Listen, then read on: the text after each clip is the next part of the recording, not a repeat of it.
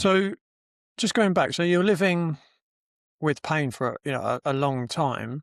Mhm. What did it take from you, and what kinds of things were you no longer able to do or to do as well? I mean, you've mentioned tennis already, but what kind of other things were you not Yeah, able to do or to do as well? tennis, skiing, the biggest one, that probably hurt me the most here in the heart was I was a scout leader, and there's this big place in Arizona, I believe.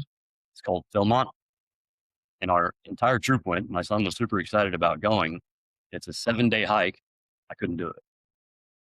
So he ended up choosing not to go because I couldn't go. And so to tell your kid that you physically can't do something, yeah, Soul still destroying. rolls me up a little bit. Yeah, can imagine. Can imagine. I mean, I could even imagine being a kid myself, and if I was in that situation, it would feel terrible, right? Yeah. But you wouldn't think, you know, necessarily how bad your dad would feel about that. Yeah. Yeah. Yeah. So those are, the real things that's one of the real things that tennis.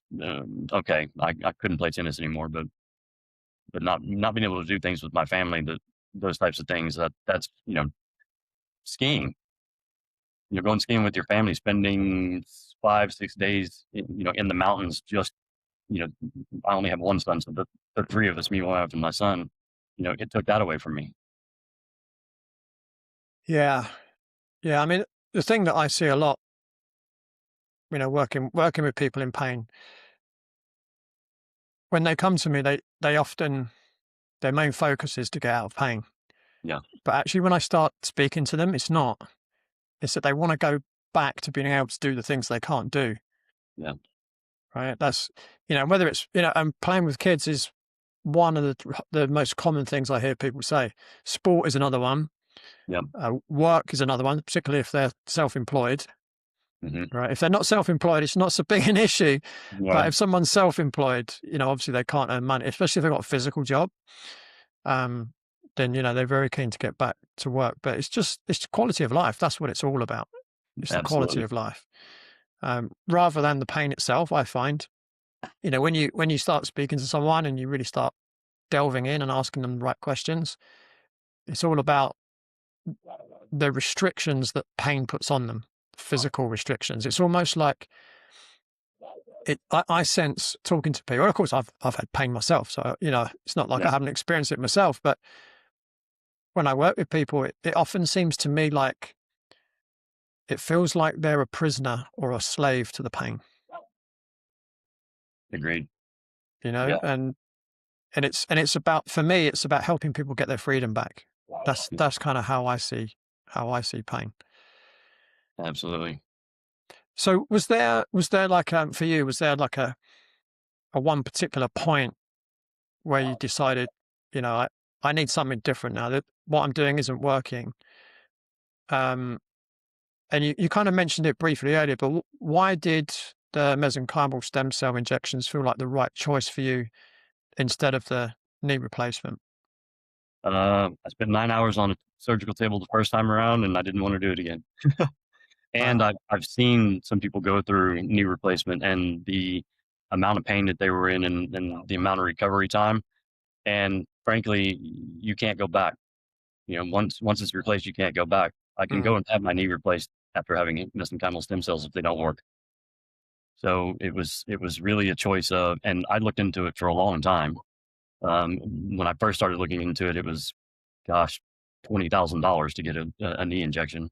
I think I paid about 2,500. So it's come down significantly because a lot more places are doing it. mm, It's still not FDA approved. I've been asked by many people, whenever I was doing the presentations, you didn't think insurance will ever cover it. No, it'll never be approved by the FDA because here our governing body is the Food and Drug Administration, and 75% of the Food and Drug Administration's budget is paid for by pharmaceutical industry.